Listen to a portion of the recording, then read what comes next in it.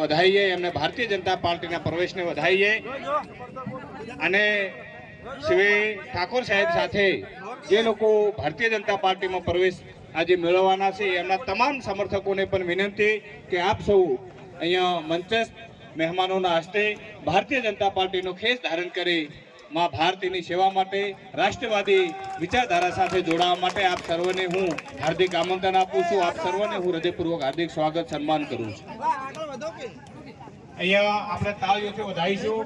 ભારત માતા કે એ હાથ ઊંચા કરી અને તાળીઓનો ગડગડાટ કરીએ। ભારત માતા કે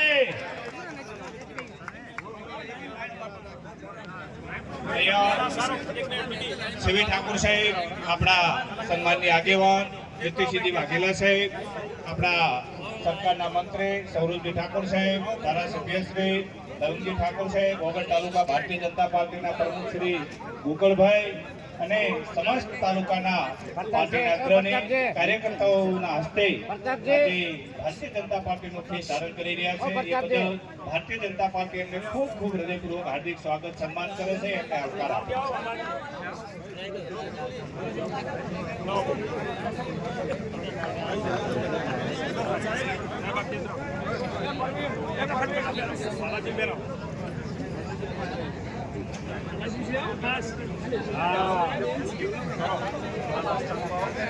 આપણે જે છોડવાના